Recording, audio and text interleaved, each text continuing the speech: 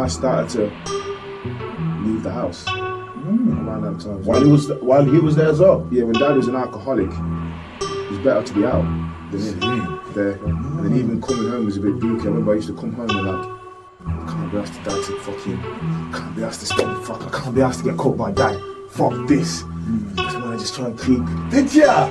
Creep past the living room door, bang, creep, and then go upstairs. Did you ever get caught? They got caught, yo, come here! Oh shit! So what led you to crime then? What led you to crime?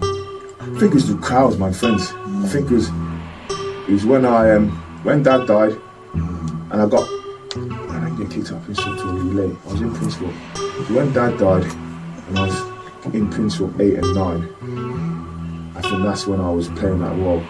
I used to take weed to Princeton, try and sell 10 weeds to Princeton. That's when I started to get into it, but then, as I said, when I seen the stereos, I used to go out robbing car stereos. Did you? Yeah. Tried to rob a few cars, rob a few bikes, bend the door back. I remember you were sick on bikes, man. I was so proud to have you as because I used to want to ride bikes, yeah, but well, I remember coming down one time and you know, to the ends and you were pulling wheelies like this. Vroom, vroom, vroom. I was like, yeah, that's my bro. That's my bro. Like, if I've got more connections with people that are in crime, to people that are out of crime, I will naturally fall into criminal behaviour. And I think as soon as more of my football mates start to left, and I start connecting more to my road mates, crimes escalated. The Ribcage Podcast. The Ribcage Podcast. You are now in tune to the Ribcage Podcast. alright then. Yeah, welcome everyone to the Ribcage Podcast. A place where we explore, you know, the fulfillment of life and challenges of life, and I'm blessed to have someone close to me, my brother Will. Yes man. Blessings. It's a blessing to be here, man. Come on. And basically, yeah, we're gonna just chat and hear his story. So Will, tell us. I guess the one thing I want to ask for you is what would you like to get out of this? No, I don't even know. When you ask me that question, that's strange. It's like, what would I like to get out of this? It's like just to, I guess, share my story, maybe give some other people hope. Amen. Like, listen, if you're in that, you're doing that stuff or that lifestyle, if you're in there and you're looking to change it, that you get in, you get out, it's possible. Like, give some people hope. Amen. Give some people hope. I hear you. And it also gives some awareness to myself of where I've been and where I've come and where I've got to, like how far I've been and where I've come from. Beautiful. All right then, let's get in then. Let's go straight in then. Like, you know, childhood memories. Like, what's childhood memories? The fondest part of your childhood memories. Childhood memories, Canley, I guess. Jeez. Canley was a funny old time. I think riding bikes in Canley, and just blasting down the street going towards Henry Park, I think it was. The park called? Correct. The park's Park Durham, but yeah, at the bottom of the road. Is that at the bottom of what's that? Queen Margaret's Road. There's a park right opposite there. Yeah, Park Durham Walk. Yes, so I just remember, blasting up and down the bike. I didn't even know you was allowed that to be doing that. Yeah, blasting up and down the bike. And that was like, I remember Dad having the Audi 80. Did you have the Audi 80 in Canley? No. I remember like he got a car. I don't know what car it was, but then it's like, first time in a car cruising in, like just those little, I think they were like my fondest memories when I think of Canley. But when I moved from Canley to Barrow Green, Woodend, can I say Woodend? I wasn't really, it was more Barrow Green. When I moved to Barrow Green, them times was just me and, let's see, my boy, you had to guess. Okay. When I was thinking about them times there, it's me and like, around that time there. Playing Edric Park, football in the street. Yes. So yeah, if I think about Canley, football in the street, Dad having a business, going to North Star, getting lifts to people giving us lifts to school because Dad owned the company. So I was getting lifts to school, and it's just I had a lot of people. Like it was nice to be not in my dad's company and people like know you. Like, how you doing? Yeah, it's cool. They give me a lift to school, come and play football in the street with everybody. Yeah. And there's a massive group of kids in the street. So yeah, they were the fun times. I think Hares and Hounds, Rally 1, 2, 3, Bulldog. What are those? They're like kid games, innit? Okay. Yeah, Bulldog. I was fast, so I loved it. So I was rapid. Yeah. Like, when I think about childhood and the fun times as young, that's probably like before I was. That's probably about. That's young, you know. Yeah. I forget. What age would that be then? That's young because we moved to. I can't even remember how. I remember Canley moved to. Not 5. Damn. 5. Gotta be 5. And then How old am I? How old am I compared to much am I to you? Tell me. Imagine that, we don't really talk about that, you know. What, 30 years? Yeah, 45 I am. 7 years. So 7 years. So if you're saying 5, then 13, 7 years? No, 12?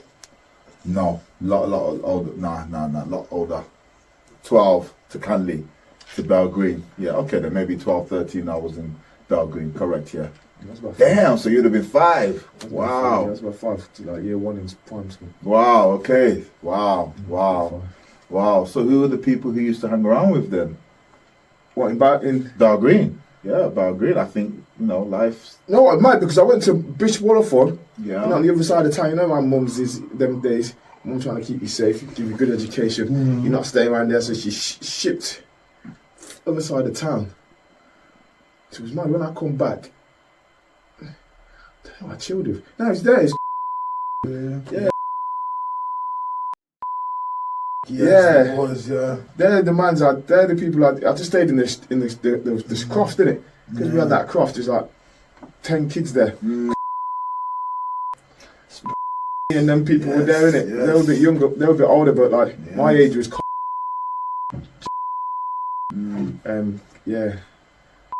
A bit young, but it was mainly. May his soul rest in peace as well, Yeah, blessings, man, definitely. Somebody who we knew, innit, from young, and yeah. sadly he lost his life, innit, you know. So shout out to his parents as well. To his parents and to the family. Yeah, man. Yeah. You know me. I hold it, bro. Love you too, bro. Love you too. So okay then. So 5 years old. Wow. To Bell Green. Yeah. Yeah. So what were you up to then as a 5-year-old kid?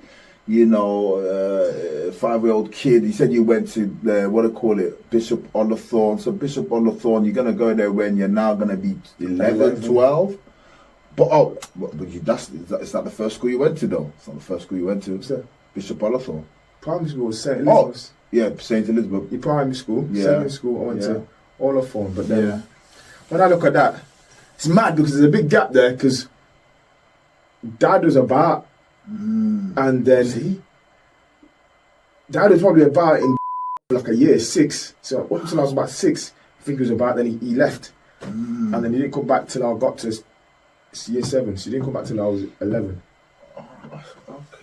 Okay, so that was not 5, 6 years? Yeah, like 4, So if you years. said 6, he did actually, yeah. He got for ages, yeah. I think he come back once and he fucked off and never come back for ages. So would you say that he came back when you just finished secondary school or when you just started secondary school? Just started? Yeah, just started secondary school. And then did he go again? Nope, that's it. Oh, wow. That is wow, okay. Yeah, started secondary school. Secondary school. So how did you cope with that? That was mad. That's what when I was just trying to say my childhood, that was mad. Because I'm thinking, where the fuck was my dad in my childhood? Yeah. 5. I don't even ask that question. Who the heck is my dad? Wow. Don't really know him. Didn't really know him, man. Didn't really know him. So when you think about dad, I just think about fucking angry. Whoa. I think guess that's where I think growing up in them ages there, 5, me and we got into trouble. I guess I remember this thing when we went to Bow Green, me and me. I think was more troublesome than me because I was like, stricter parents. It's a bit more troublesome. So we went to the corner shop, me and Okay. and then Top of the street? we went to the corner shop in Bower Green, the news agents at the front of Bower Green. Okay. And then we decided to rob. What? Anyway, sorry. We decided to rob. That's the first time I've heard of that. We decided to rob some fizzy jerks. I didn't know that. My brothers did that. These little sweets, fizzy jerks. No way. I think it was that was on it, and then was like, fuck it, do it. And I said, fuck it, do it then. Handfuls of fizzy jerks, wham, wham, wham, put down our pants, boom, got out the shop. Damn. In the middle of Bower Green, then straight away we got nicked. Shit! We got nicked. Okay. We got nicked, yeah. Fuck you, this. I was just there thinking, oh my fucking god, I'm gonna get fucked up. These guys are mouthing up, like, no, and I'm like, listen, when I get home, oh shit. Did they call the feds? Yeah, feds, we were in the police station. Oh. Yeah, we were in the police station. I think mum come and picked us up. Oh, you're so lucky. I said, yo, shit. Or Kira's mum and mum, I think. Oh, is it? I'm mum. Yeah, come and pick us. Oh god. And I How old was you then, G? I can't. I think I'm gonna be in deep shit, yeah. But that must have been about, I think I must have been about 8. 8. So that's like another 3 years I later. think I must have been about 8, yeah, about 8 around them times. And I think that's what, so 8, yeah, I must have been about 8 around those times. Wow. I didn't know you was active like that age. I think I must have been about 8, 9. That's before, I think that was before. No, excuse me. That was before. That was before secondary school? Yeah. No way. Secondary school, yeah. So that's when I think, and me used to watch Menacing Society. We used to get your, what's them DVDs? What them things called? VHS, yeah, tape players. What? You used to get the MTV, Red Man and that, innit? Oh, yeah. Yes, Method Man and them things, innit? That was you that used to bring them to the house. Yeah, Method Man, correct. Method Man, Red Man, they were the guys Buster Rhymes. Yeah. Yeah, we used to have Snoop Dogg. We used to have the VHS, and yes, me and used to put them on. Think, yo, we're gonna be gangsters. Look at this man, wow. Nas. Yeah, really loved that rap ghetto scene. I thought, yeah, we like this. This is what it's about. You know what I mean? I guess, yeah. Looking up to the oldest, UQ, UQ. Bless his soul, died as well. Yeah, that's right. Those were probably his VHS. He was the man for the music, yeah, really. For the music. Correct, yeah, so we used to like, yes, so we had your V8, that VHS. And that's, you know, so people don't get it twisted. But so we had those music, and I think that's what was influencing my culture. Like that influenced me to like the rap scene, that type of stuff. It's mad. It's like I'm shocked, you know. It feels like a bit of a blur, but I think that's how I got into. And I think you were kind of active at that age. I don't know, you know, that's a blowy stage. Yes. It's a blowy stage. I remember once, I think it was about year 6, you had a knife, and I found it. And I took it to school. I put it in my sock. I took your knife to school, and I went around school with a little knife. Are you sure it's not? It's gotta be year 6, bro. I was year 6. No, it can't be. So primary school. Year 6 in primary school. Can't be. I think I had a knife, and I put it down my sock. I walked to school with a knife in my sock. No. Queen Elizabeth. St. Elizabeth's, yeah. No chance. St. Elizabeth's had a knife in my sock. And then I used to go to Edric Play Centre. I used to go to Edric Play Centre and meet Edric as well sometimes in the summer. So that's before 11 then, obviously. Yeah, so before 11, I was mad. I swear even me and around them times probably bought our first little bit of weed. Started playing around the £10 weeds and shit like that. I'm not too sure if it was 12 or 11. A bit older. Okay.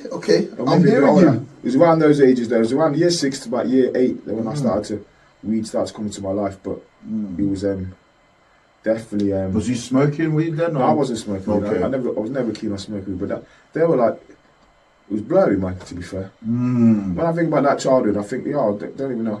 Just football was good. Home life was what mum was just by herself. Dad was so it was more like I don't even know what you were doing. When I think about it, because what I do know that is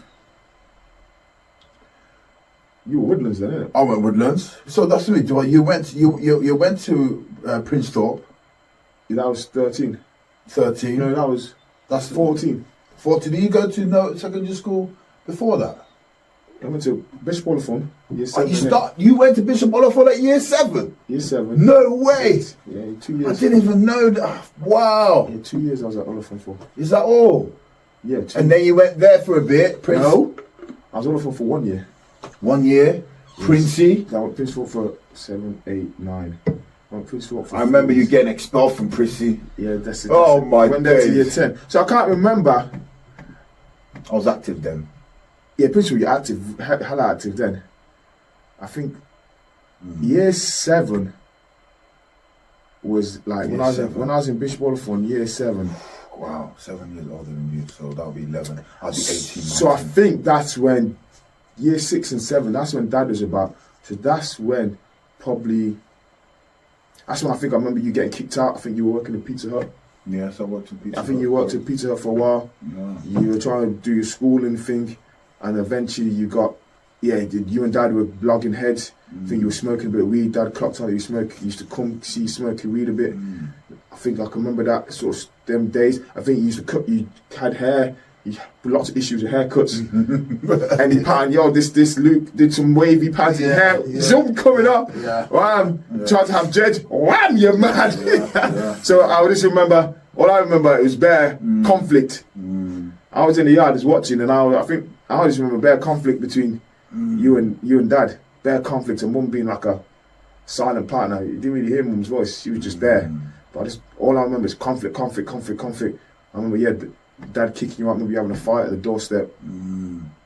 Yeah, Dad, you're proper angry with you. I don't know what you did. I don't know what you did that pissed me off. It might have been something about weed or that. I remember Dad kicking you out. I think Ray was there as well, though, wasn't he? No, Ray wasn't there. Ray, oh, so there was another one. What's that? There was another one. What's that? Oh, wow, because like that day. In Baldwin, this is. Baldwin, the way that sort of kind of happened in the sense, the first one that I thought I was going to go missing was because of my haircut, you know. I have dreads then, or plaits, and he's gone missing. I think that's when he came back. It's really crazy how your life is part of my life, but you only remember this bit, and then I just remember this bit as well. Yeah. It's so crazy, and then that was the first time I ran away, but I ran away for 3 weeks, and I went to. Now the main one when I left the house was, I think it was Christmas or something like that. Random time. Yeah, It was dark. It was Christmas cold time. outside. Yeah, that's right. Yeah, I remember you had but your. Ray was there as well, and I think he had a part of sort of goading me, or he had a little situation. Yeah, that's what happened. Okay, so I That's didn't what know that bit. happened. I think you told me everything cut them times. I don't know. But yeah, but it was cold. I know it was cold. Yeah, it was cold. The It was dark cold outside. that's right. Outside. I remember That's that. right. Yeah. I remember that. I remember That's that. right, yeah. Kicking on the doorstep, Dad like stamping on you. I was thinking, fucking hell, this is serious. Yeah. And I think, you might have been after you ran away for the first time and you just come back. You were on the edges of, like, things were tense in the house. Yeah. So I think you might have just come back. That's strange. So I can't remember. Yeah, that was strange. That's strange. So I can't remember much of my experience with you until Dad died, I think. Wow. So Dad was in the house and you were gone. I see you in the street outside, but you didn't come to the house. How did what as an adult now? What do you think you was thinking was going on then when you were that age? I don't know. I think one of the things I thought, you don't fuck with my dad. Again? I think one of the things that'll come up for me is don't fuck with Dad. I think that's the one thing. Don't fuck with Dad. Don't get on the wrong side of fucking Dad. Don't get on the wrong side of Dad. Fuck that. I think that's one of the things that come up for me is don't fuck with Dad. And I think the other thing that come up for me, and I think this is why I'm kind of calmer. I try not to get into fights. Is that I've seen the aftermath of all of it. It's like I see the cries, I see the tears, I see the anger, I see Who did you? like I see your crying, your sadness. I could see that. I see you outside and you look kind of moody, you look kind of booky, you're not happy. And I could see in the house as well, Mum's kind of, the energy's low. Dad's in his little, his energy's low. You know, and then to take the energy off me, you probably give me a little hug, like, you know, I think that's what I remember, like Dad. That's what I remember of Dad is when things like that happen, is like, to make himself feel better, he'd just say, give me a hug, and he'd just give me a little hug, and then he just sit in the living room, go watch his TV and that. And then I just have to go back. I'll just go back upstairs playing that. So I remember that type of conflict. And when I think about that, is that in the family house, I think that's the only time I got, like, Dad is the only one that even gave me that type of hug. Yeah, not often, but once in a blue moon. Wow. He's the only time that gave me that little. Because Mum don't hug. I can't remember ever having a hug off Mum. Wow. As a kid, Mum, I can't remember getting hugs off Mum. I can't remember Mum saying much really. Mum was there though. She was always there, but she didn't say much. I think Dad was more vocal, more. But then he gave me. I remember that he just handed like just a, you saw it, don't worry. Boom. I remember that. Okay, cool. I remember that. Cool. Yeah. And that's when it's really blows. I think I was good then because Dad's in the house. So I didn't fuck about. Then Dad died. Dad died about when I was 12. Dad died year 7. Come back, and year 6, year 7, he was an alcoholic. I can't remember. Wow. You being in the house next to them. I just can't imagine how you feel, man. Because like you hardly saw him. And then he comes back as an alcoholic, correct? And I remember that. Remember that? I do, because I had to go buy him the liquor. Okay. And even as I'm thinking about it, I don't even know how I got served. I had to buy him the liquor, and he would tell me that, I'm putting it here, don't tell nobody and things like that. Yeah. Or he would hide it, and mum would find it. You know what I'm saying to you? So I saw that bit. Yeah. So that was. I think that's when I started to. That is when I started to leave the house. Around that time. While he was there as well. Yeah, when Dad was an alcoholic, it's better to be out than in. That's when I started hanging around more on the outside. We go into Woodend, chill out there, and then even coming home was a bit booky. I remember I used to come home and like, I can't be asked to Dad to fucking.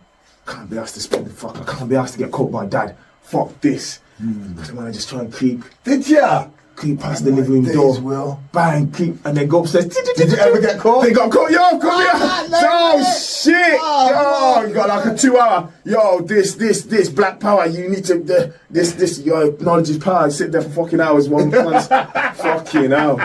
Man's doing all types of rituals or something. I don't know what is going on. I was just like, wow. Fucking hell, then be sick. Then he'd be like, I need a bucket, puke in the bucket. What, because you drank? No, Dad. Oh, he would be sick? Yeah, he'd be sick in the bucket, boom, put his hand in the 6, spin it around, start saying all type of thingies. Then he'll come, look at you, touch my forehead like this. And come on, and I was like, oh my fucking God. I was like, what the flick is going on here? Wow. And how old was you then? I've got to be fucking 10 and 11. Damn. 10. I've got to be 10, 9, 10. That's early, Will. Got to be 9, 10. Wow. You tell me. It's got to be, innit? Because he died when I was, 12? He died 12, 13. So it was like a year before he died. So he's around them ages, 10, 12. And I think about that. It's like I was left on the roads. Mum works, Sainsbury's works 2 jobs. So like, I don't even know. I was like, I used to just play football until fucking 9 o'clock and then they go to sleep. Wow. So it was mad when I think about it like that. Yeah, it was mad. It was mad. I was brought up by the streets. I was brought up by. I think that was the lovely thing about when I look back on it. But now it's like, when you say that, it's like, when I really look it back now, it's like, his mum took me on my first holiday.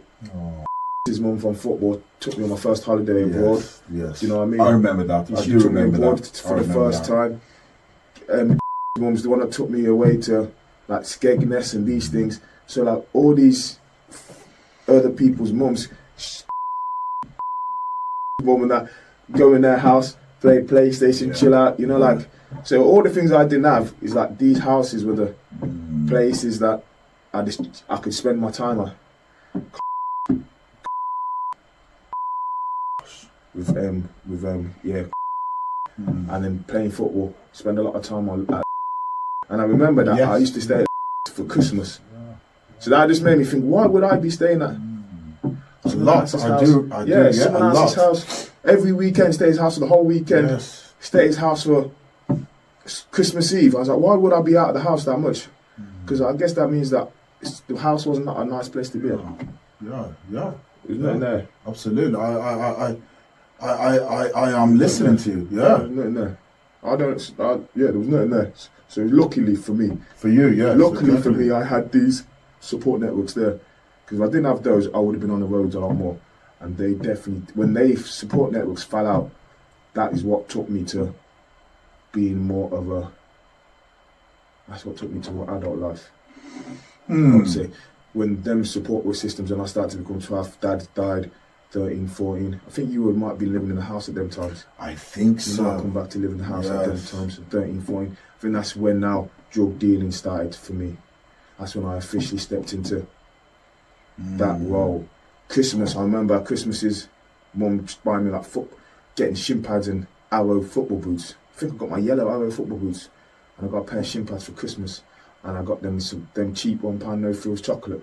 What the fuck is this for Christmas? Are you mad? You remember shit like that? Yeah, I was thinking this is mad. Are you fucking mad? Yeah. This is my Christmas like, but still grateful in the end. The day was nice, but I was thinking this is all it is. There's that bit like, what the hell? Didn't really get much for Christmas, and I used to just go to PlayStation, this all these tours, and I was like, fuck, you got a lot. Like you've got a lot, and thinking, what's going on in this house? How come they're getting all that and we're getting this and that? And then that's when I started to say, I can have money. How do you make money? And I think yes, money. Money started to become on the mind. I think you were a massive influence on money. I think that's when your Rover come in. Your Rover 216. Yes. The alloys, the Audi 80 was a bit later, but the Rover was probably one of the first ones. I remember it. Yeah, the Rover, the red one. Yeah, the had the GTE. Cars. So then that's when the cars and alloys, and then the music. Then you had the double din Pioneer disc player. You know the ones with the dolphins in there. Oh, what's that? You know like the Pioneer stereo like Technics and things. Technics thing. Yeah. You know the Pioneer. Oh yeah, and then the CD comes in. And okay, well in the car, in the car. Oh yeah, come on, that. And it had the little, them ones. That's sick. That's when I started to hit the roads. I think from then times, I can remember.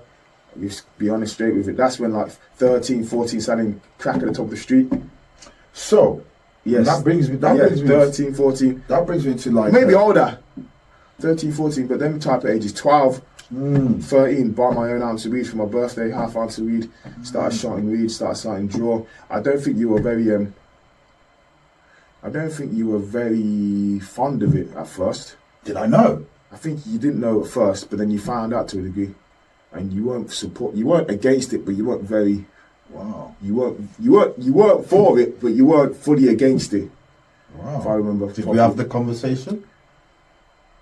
I don't know if we had a conversation. But I can remember you not being for it, and you used to try and more. What I remember is you used to give me a pound a hat trick. Did I? Or a pound a goal. Okay. When I used to play for White Hart, well, you score a goal, I'll give you a pound. Score a goal, I'll give you a pound. Then I used to come back scoring a hat trick. £3. So you're like £3, then I score like 6 goals, I score like 9 goals. You're like £9. You're like, we'll fuck this. You'll give you a pound per hat trick. You know what I mean? So it's like, okay, then I was getting 2-3 quids every week because I used to score hat tricks most games. I was scoring like top goal scorer, 56 goals a game and shit, a season and shit like that. Yeah, 56 goals or 50 goals a season, like top goal scorer. So I remember getting those type of little bonuses and that keeping me off that road. But then eventually it's like, fuck it. So what led you to crime then? What led you to crime? I think it was the crowds, my friends. I think it was when Dad died, and I didn't get kicked out of Princeville till really late. I was in Princeville. So when Dad died, and I was in Princeville 8 and 9, I think that's when I was playing that role. I used to take weed to Princeville, John Southend. What? Weed to Princeville. Oh my days, I did not know this. Stinking of weed at school. Are you joking? Yeah, I used to take weed to school. I don't even know how to take this. 1 second, I need to kick back a little bit because like, I know this is your story, but like what? Anyway, I thought I'd be able to handle. This is part of me listening to you. What you say? You don't, yo. I think I even because it's not even about glorifying it, you know what I mean? But you know, these are facts, isn't it? That's facts, yeah. It's facts. It's what I knew. Facts, yeah. It's what I knew, and it's how I thought you could make money. Menace Society, all them movies and all them things I was watching, is real for me. Like I don't know if you were that active at that age. Yes, I was. You were? Yeah. Because you would have been about 18. Well, no. Okay. Or 7 years I was old. smoking weed. Yes. So you might have been smoking. I was smoking weed. Started thinking about starting about year 7 in secondary school. Wow. That's when I started. I think it was the summer holiday. Me and said, fuck it. Yeah, summer holiday, year 7, when I left Bishop Boyfriend. Fuck it. Got the weed. Started getting jaw as well. Trying to cut jaw. You was. I don't want to say you was sick. Like, as in, you're a soldier blood, but like, I don't want to glorify it because, like, you know, that's not the way really you should have been what you should have been doing. But wow, how. Yeah, it's them times there. I think that's how it started for me. That's when I started to get into it. But then, as I said, when I seen the stereos, I used to go out robbing car stereos. Did you? Yeah. Tried to rob a few cars, rob a few bikes.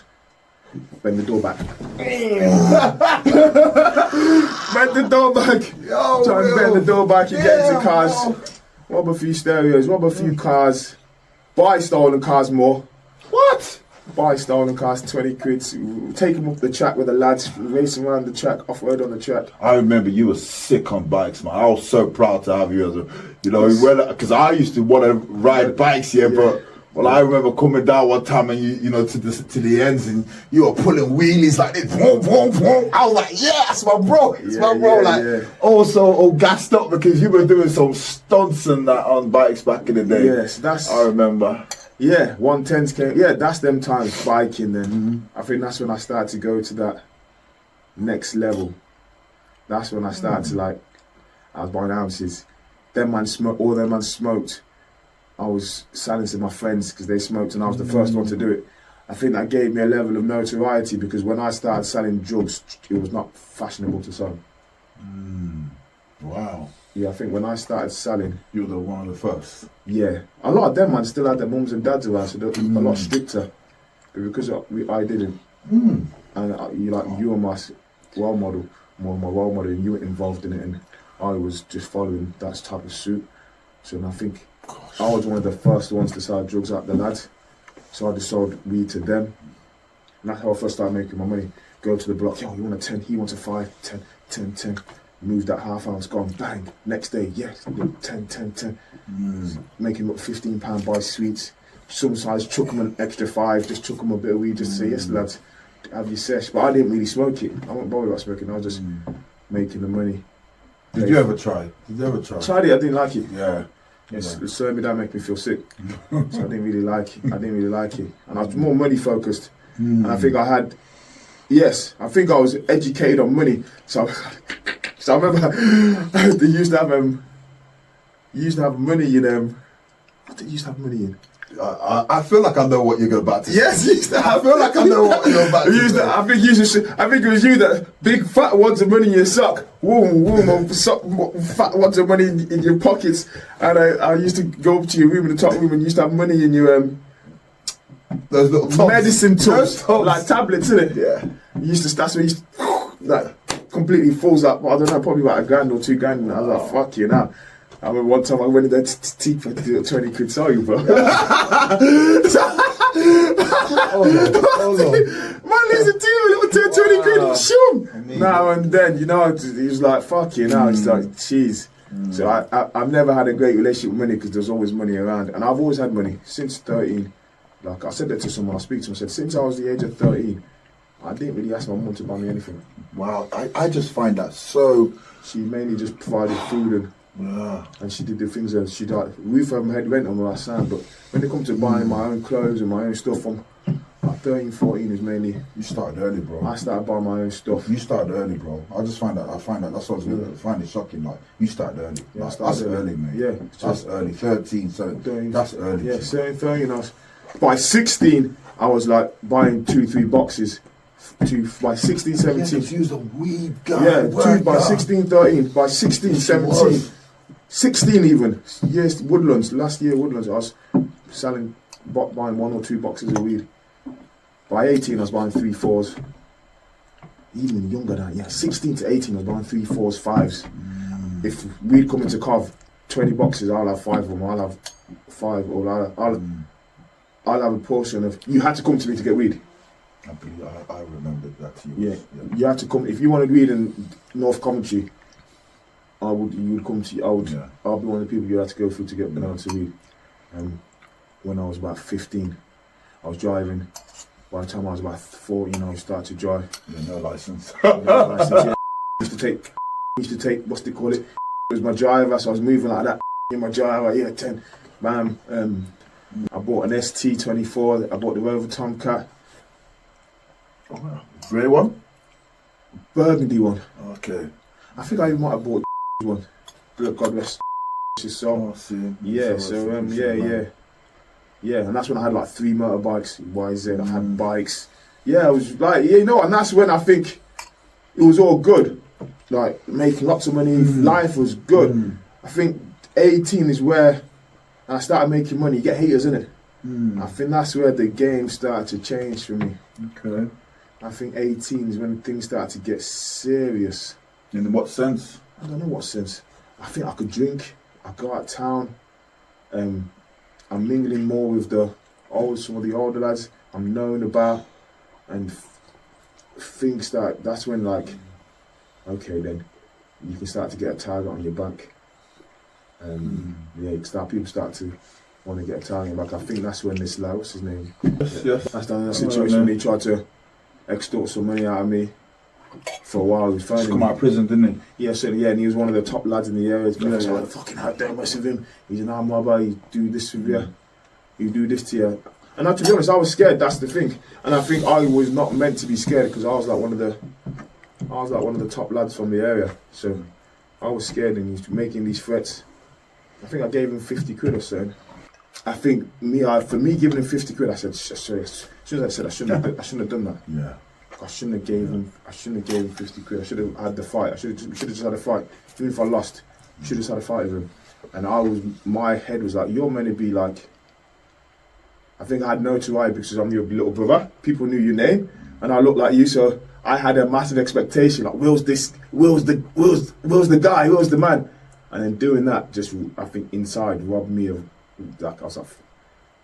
But you knew, so even knew you. Yes, you knew. There was an act. I said, "This is going against. This is going against certain. This is going against something. This is going against certain. I shouldn't have done that. Yeah, I shouldn't have done that." I think from then, that's when I started to notice myself running away from things. So as soon as I did that, I was like, "Fucking hell, this is not good." But then I seen him in the park. He seen us in the park. We're walking through back of Bow Green one time. And I seen him. He seen me. I didn't see him. He come and he whacked me with a knuckle duster. Bang. And then all the lads are like, Will, nah, don't fight. Then I took my cut off. Like, let's have it. Then all the lads are like, nah, Will, don't fucking fight. Nah, Will, nah, he's got a knuckle duster. Nah, don't. And then part of me's like, I wish. They said, yo, fuck it, have it. But they said, don't fight. You know what I mean? Don't fight, don't bother. I was like, fuck it, and I pissed off. I think that's when I found you. And then we went down to his house. He went to his house. Whatever happened. I think from that day, there's a massive amount of. I think that's when the decline in like my wild being kicked in. From that point there, it was like there was a shift. There was definitely a shift in me. Interesting. It was like there's definitely a level of self-doubt and questioning myself, and I don't think I ever shook it properly. I think obviously at that age as well, that's 16 to 18 as well. I think them the ages there is where girls were getting involved. And if I be honest about my situation, it goes from fucking like 14, from even younger, from 13 to 18. I don't know if it's because I was black or there's some good looking black lads, but yeah, me and girls, all my mates used to get girls, and me, I wasn't getting that many girls. So I think there was that issue. There was this noticing of, okay, I think that's what made me love money even more. Is like, okay, girls will get money. I think I remember you told me that. He's like, well, don't worry about girl. Get money and girl will come. So I was like, yeah, you know what? So I said, fuck it. So I doubled down on making money. What an advice, eh? Good advice. It works, man. But you know, when you're young, you take things literally, innit? You take things literally. You didn't understand the higher principles behind it, but there was truth. There was truth in like, be yourself, be the best you, and that things, them good girls will come to you. So I definitely said, okay, then double down on money, get the nice clothes, TNs, buy £120 trainers, £100 tracksuits, buying all those stuff, and then then I started to attract a few girls. Yeah, still weren't like number one on the list, but there's definitely a few girls that happened. I think that knocked my that also knocked my confidence from that area, and that made me nail down more on money. So okay, I ain't grabbing gal. Gal are choosing my mates over me, and this. That's a fuck that. So I'm just gonna do my money thing. I'll just double down on money. Fuck it, I'm gonna get this P then. So I got the P. Then a few girls started to like me, and I have this sense that a few girls did like me, but I think I don't know. I get this sense in life that a few girls like you, but then because you've got this persona, which I don't know why I've got it. People say you've got it. I should be blagging. I should be grabbing them. You know what I mean? I should be grabbing them. But then when I was younger, I was like you was focused on other things. But I was focused on other things. Yeah, definitely. I was focused on other things. Focused on other things, you know. Yeah, I was focused on other things. But I knew my mate, like, was a gallist. He used to get. He didn't have to approach a gal approached him. You know what I mean? So I was like, okay then. So it's not just, it weren't that. Because if a girl liked you at a young age, you said, I like you. It was 50-50, things are going, innit? So at that age, I think I was knocking my confidence, and that made me go to drugs and money more. And then, did you ever move like harder drugs? No, I never.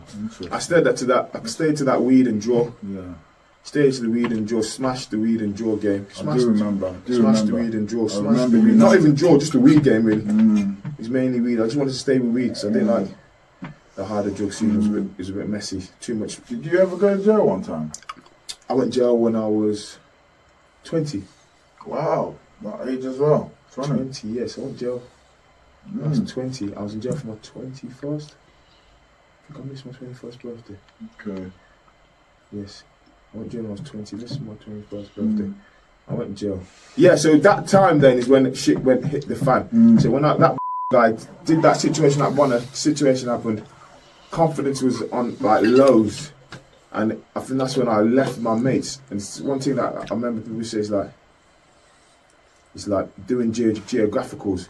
When situations occur, instead of facing the situation and getting support, you need to face it, and you try and move off.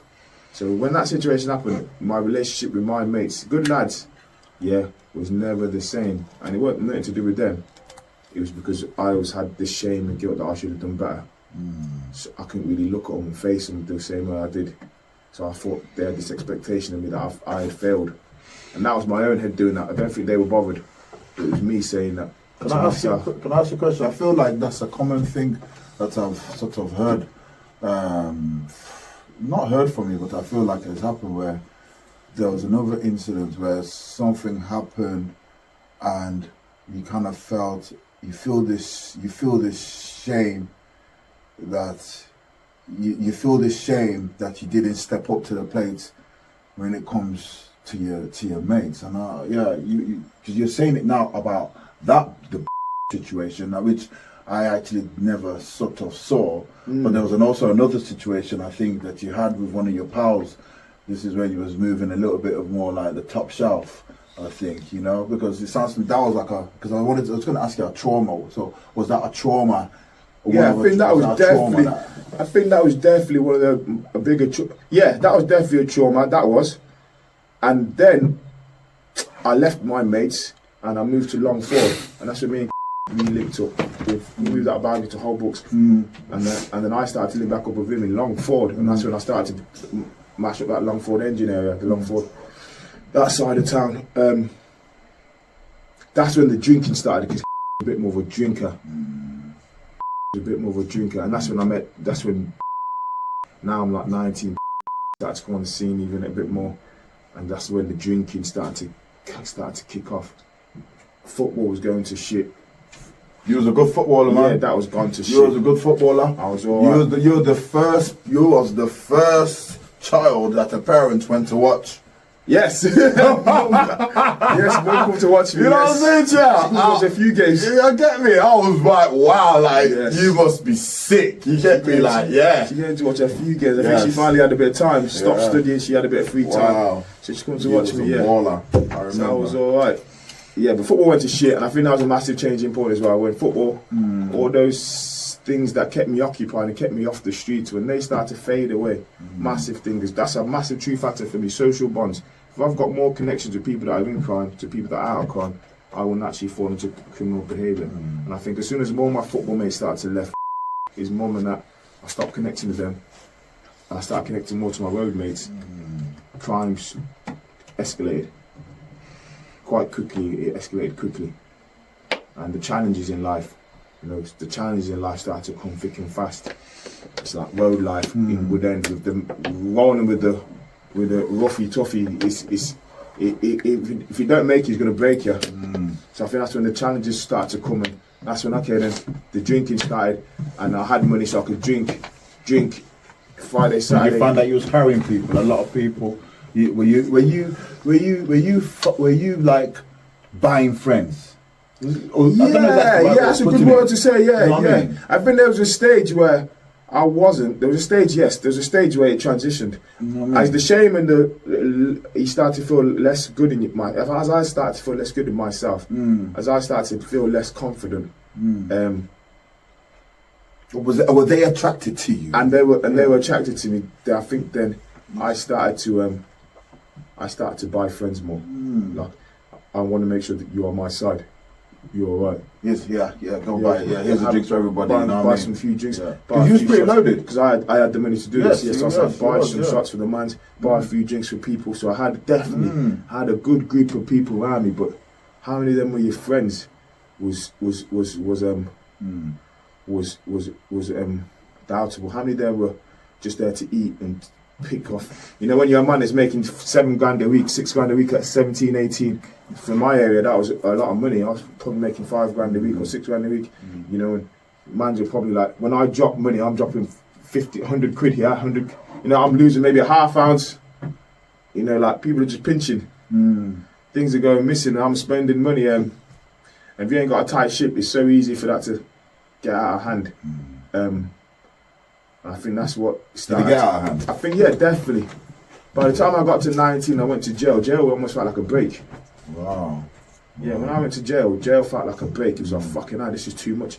I got bare rats eating at my pockets, rats, stash yard, things. I started to notice things in my yard, stash houses, things are going missing. This seems down.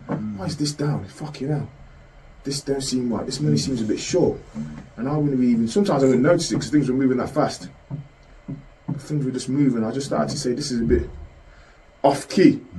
And I was a bit dangerous. I used to mix my weed with all types of shit as well sometimes, just to make that extra P. And I think... You was a clever kid, Yeah, I used to mix clever. it. You was very smart, man. I think I remember them times as well, I remember them times. You was very clever. How you did your business, how you moved your business, how you had a lot of people under you. Yeah. I remember you had a lot of people under you.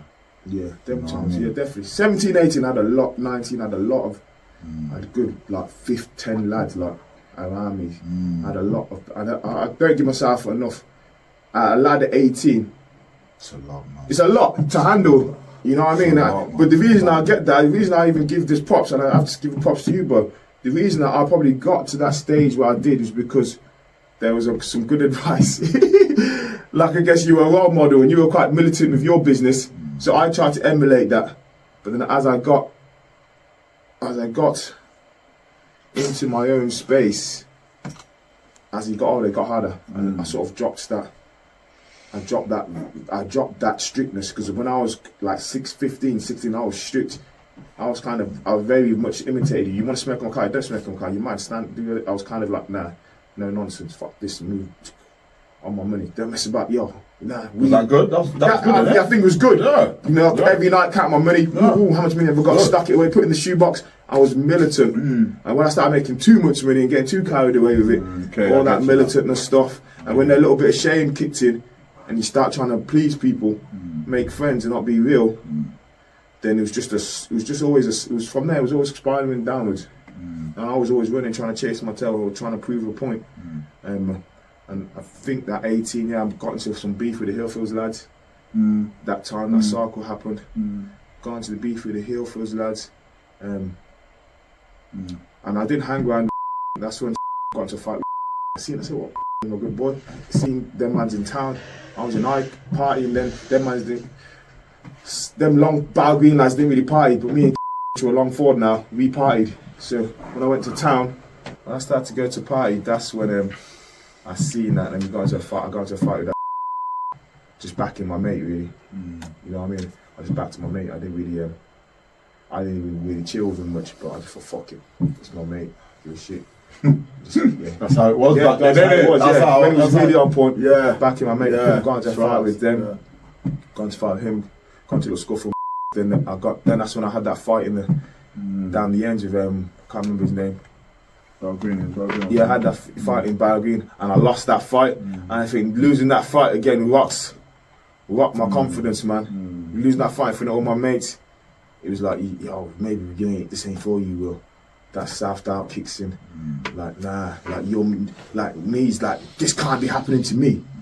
This shouldn't be happening to me. I shouldn't be losing these fights.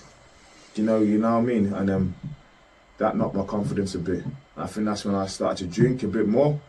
But then actually I turned to boxing as well. So I think for about 2 years then, I think you started boxing. And about a year or two later, I joined in boxing just a bit after that. Then I started boxing as well. And a lot of my boxing was like, I ain't never gonna let no one bully me. I ain't gonna let that happen to. There's nothing wrong with that. Yeah, I'm never not gonna let. And it was a good way to.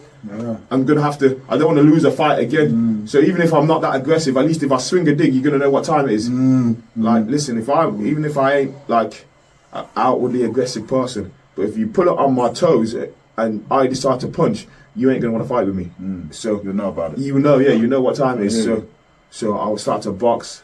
Did all right with boxing for 2 years. Yeah. And that kept me kind of straight, man. It kept me out of trouble. And then it was at the end of the boxing when I selling weed and boxing, then I went to jail at 20 to 21. Oh, is it? That's when I got a year. Wow. And then after I come out of jail, I didn't box again. Wow. After coming out of jail, I didn't box again. Gosh, you've done a lot, man. Yeah. A lot for a young kid, man. I only just started at them ages, G. I started at the ages. When I just look at you now, like, you're the connoisseur, really.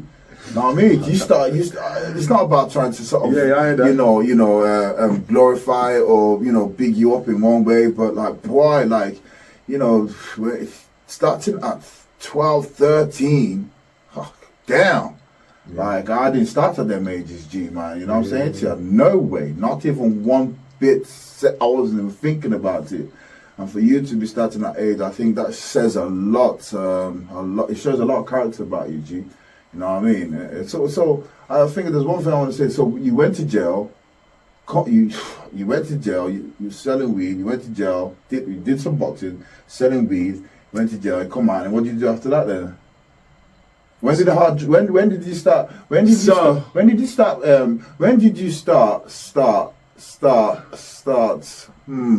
selling the top shelf? So, I started selling top shelf when you asked me, when you went to jail, and I took over your little bit. That's when I started. Yeah, I would never touch top shelf before then. You never? Nah, never touched. Never do class A's. It was always one of my morals. I didn't want to get one of my things I stood for. I never want to go into class A's. So I do the weed, and I was growing a lot of weed everywhere around the whole place. So growing weed was making me decent money in a sense. But even before I went to jail, everything was going to shit. You know what I mean? And one of my young lads, he took over the line. It sort of, and all the stress and all the madness sort of wrecked him. You know what I mean? Oh, okay. Yeah. All the stress. All the stress and managing that. Yeah. Sort of was hard work on him. But even before I went there, I knew I was happy to go to jail because the sink was shipping. The ship was sinking because there's just too many people, and I weren't putting up boundaries strong enough, and I was like, fucking hell, I need a break to get myself together. I was drinking every day, going to. I did not know all this, you know. I was drinking I did not know all this. Yeah, I was drinking all the time, partying. I wouldn't even. Drinking and partying all the time, man. At that before you went to jail. Yeah, drinking and partying. Yeah, drinking and partying all the time. Drinking and partying, like Monday, Tuesday, Friday, Saturday, Sunday, Wednesday, sometimes go to Nuneaton. You know, that Monday, Tuesday, Wednesday, Nuneaton, Thursday, day off, Friday, Saturday, Sunday. Wow. And whatever nightclub was open, you go to the thingy in Nuneaton. Yeah, the main icon Nuneaton, the jumping jacks, and you got all these things.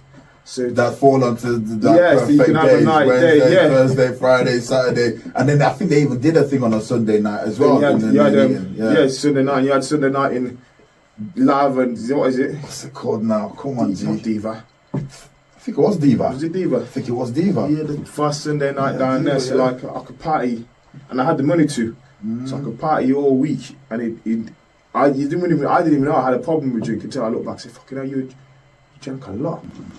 Significant. You know what? That's the tough thing I got to talk about. Selling drugs, drug dealing brings up a lot of traumatic experiences. I think so. I think selling drugs, moving food, if you can't handle the situation properly, it brings up a lot of trauma and it brings up a lot of things you can be responsible for, feel responsible for, because people go jail, you including one of those people. And I think there was a lot of guilt and shame I carried, because if you don't do something and you have to, then you end up going to jail.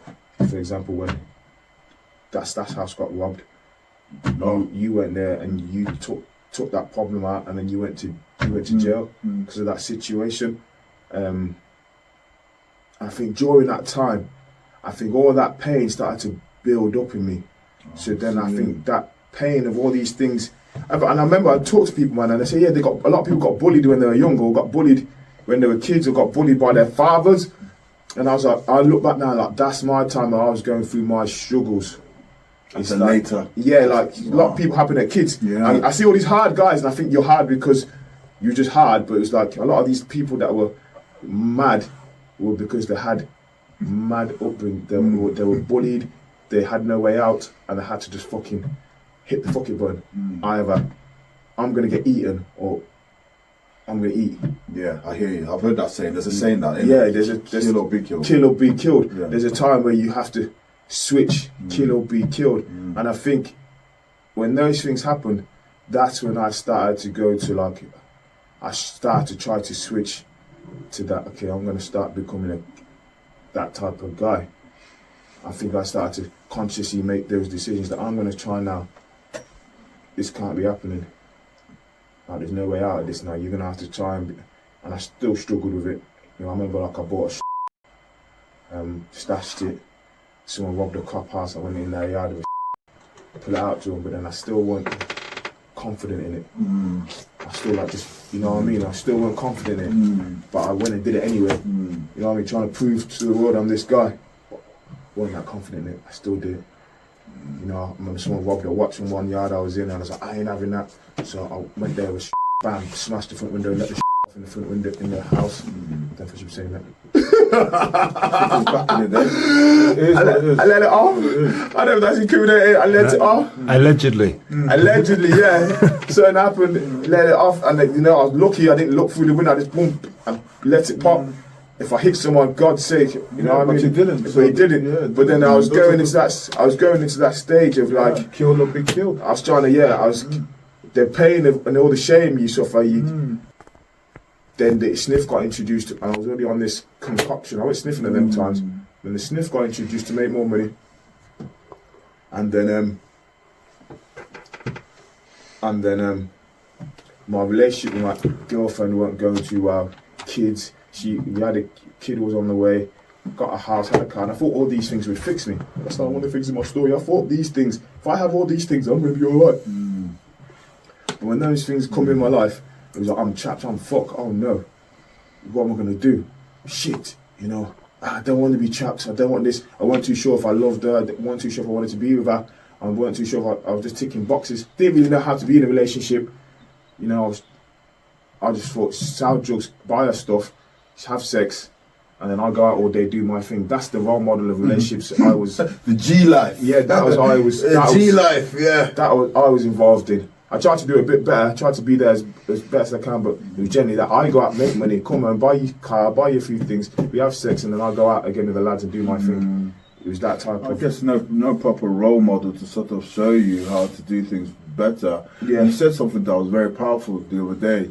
You said something about that. You know, how can you blame yourself for something that you didn't know any better? And I was like, you know, when we did your Fury to Freedom, I thought that was so powerful. That sort of like helps.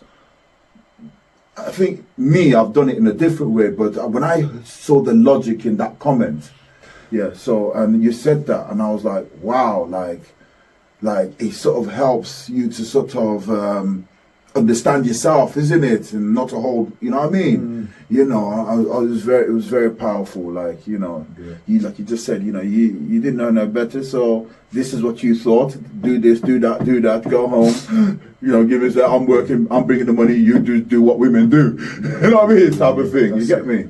Yeah. So that's when I started to. When did it become bad then? When did it actually start becoming bad? So I started to sniff, party, take drugs, and then missing, like, I think I'm Christmas Eve. The woman that was meant to come back didn't come back. Stayed out on the sesh. Like, have things booked. This woman? Have things booked with my girl. Oh. Yeah, and then I'll be gone the whole weekend. Boom, just disappear. Horrible, isn't it? Yeah, Thursday to horrible. Just gone. Weekend gone. Bang. Horrible. Wake up on the Monday. All right. And then you start to notice this one saying we talk about, you know, in the place I get help from now, is that the things you said you would never do, when you start doing them, you know there's trouble. You know, so like I was brought up on the malls, like you never got high on your own supply.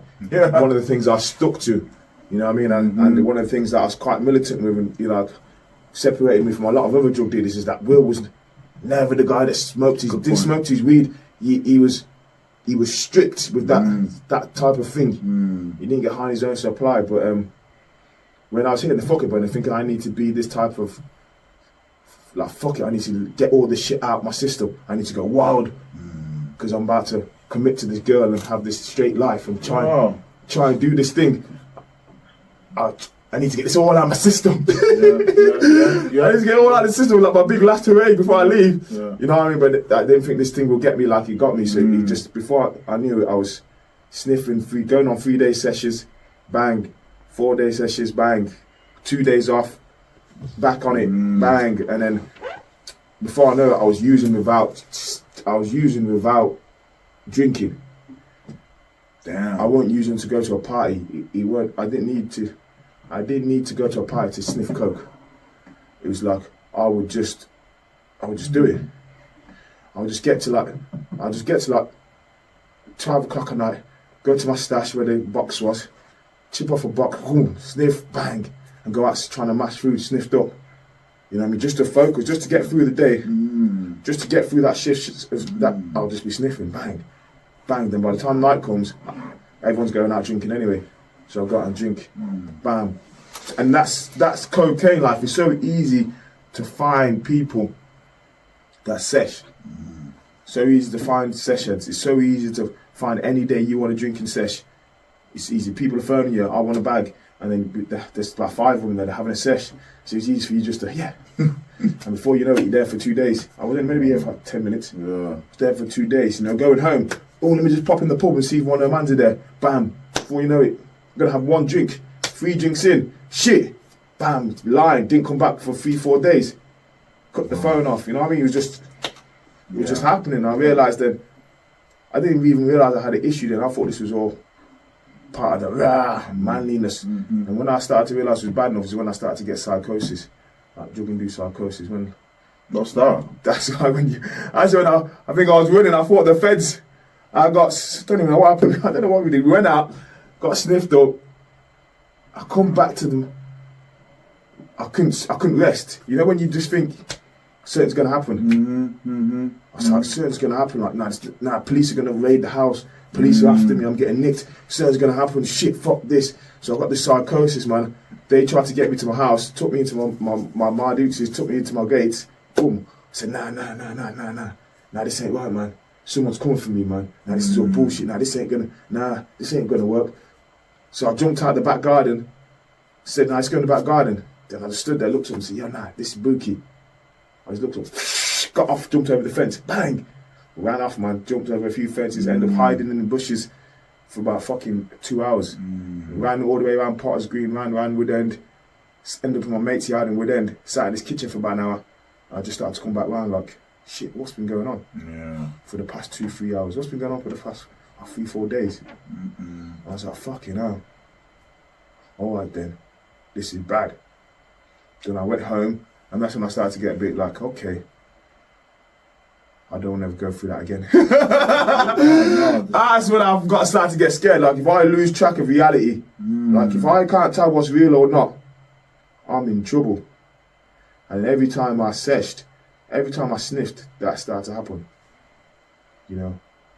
You went that way. I went that way. I started to go to the paranoia. Every session I was going on now is going off. I think a lot of people can relate to you there, Will. Yeah. You know, I think a lot of people can relate to that, Will.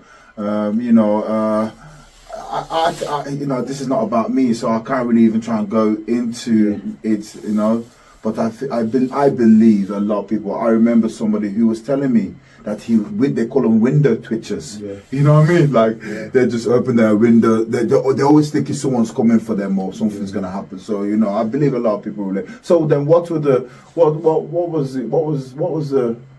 did you do? How did you deal with all of that then? What was the turning point? What was the turning point for you to say, oh then man, I have to stop this? I mean, you said a little bit, but what was the turning point to say I have to stop? We're at a session one day, my mate nearly got stabbed by someone I know. And then he nearly got stabbed by someone I know, and I was thinking, should I whack this geezer even though he's got a knife? And I was like, fuck, you know, bro. Like, that's mad. You know, and I was like, that's mad. Like, then I just went with my mate to his yard, and then that yard's my mate's. I nearly stabbed my mate's baby mother, but I stopped. Boom. I got a moment of clarity, and that's my mate's cousin who I was in the house with. I got a moment of clarity to say, what the fuck? And then he had my check bracelet on, and I was like, this guy wants to try and rob my bracelet. You're not going to give me that back, innit? So I fuck, give my bracelet back. Took that, got out there, and just went home. I was like, fucking hell, well, you're turning into a right little wrong. I love that you noticed. Yeah, I was like, you're turning into a right little wrong here. Like these morals, things that you used to pride yourself on, never sleep with your mate's baby mothers, never do these type of things. These moral standards you have are just dropping all the time. They're going down all the time, man. They're going down all the time. So then I said, fucking hell. I think I had another little bout of psychosis then. And I ended up near Bournemouth. In a hotel. I ended up in Bournemouth near a hotel. Yeah, that day, 2-day, 3-day sesh. At the end of that, ended up in Bournemouth in a hotel. Paranoid, phoning people like, who the fuck you think trying to stab my mate? Who the fuck you are? What are you doing? Listen, I'm gonna have to straighten you when I get back. But was that because of the incident that happened that day there? What the fuck are you doing? Bang, bang. I was on one. Then I was paranoid in the hotel with like fucking crying and screaming like, yo, what the fuck? Like, they're gonna try and come through the hotel for me, even though they don't know where I am. Like, no one knows where I am. But I was fucking scared, really. That's what it was. Scared, angry. And I was like, fucking hell, if you carry on doing this, you're gonna kill someone, someone's gonna kill you. You know what I mean? That's the reality of it. If you carry on doing this, someone's gonna kill you or you're gonna kill someone, and this ain't gonna be good. Ex-girlfriend come down there, and ex-girlfriend, I think my sister come down to the hotel, seeing me, because I said I'm fucked, I don't know what's doing. I'm losing my head, I don't know what's going on. Yeah, they come see me, I was in the bed, like a little kid. And my ex-girl just said, "Chick, you need to go rehab." She said, you're fucked, you need to go rehab. And I was like, fucking hell, do I? Wow. She said, you need to go rehab. And I was like, fucking hell, do I? And I think I was just doing it to save the relationship. I didn't want to lose her. Didn't want to lose the relationship. So I thought, yeah, I'll just go rehab. Fuck it. So fuck it, I'll go rehab. So it's starting to affect you, your family, and relationship. She was fucked, man. Yeah. Like, I definitely did some damage to her through my use. I hear you in that. I hear you. Yeah, I definitely did a lot of that trauma to her. Our relationship wasn't great anyway, but that fucking just completely ruined it. Do you know when I sit here now, I sort of wonder how many people can relate to you and what you're saying. I'm so intrigued. Yeah. I am so intrigued. And you know what, man? And I think I don't know. I am gonna say it like, if anyone can relate to what my brother is saying here, I would like you to sort of maybe just make a comment, you know, because I am so intrigued, because sometimes you feel like as if you're on your own in this type of situation. And I'm talking to you, I'm talking to the camera, I'm talking. Yes, people, Wagwan, Will Power PT. It's that time again, this Saturday, 2 till 4. Fuel to Freedom Workshop. We're working with the archetype, the warrior, the action taker, the part of you that gets shit done. Listen to me. The part of you that knows that when he needs to get into the gym and do the work, he gets it done. It puts those feelings and emotions to the side for a second. It acknowledges them. It owns them. But it's ready to put the work in to get things done. It's ready to put the work in to get things done from that loving and caring place. Because of the fact I'm trying to prove.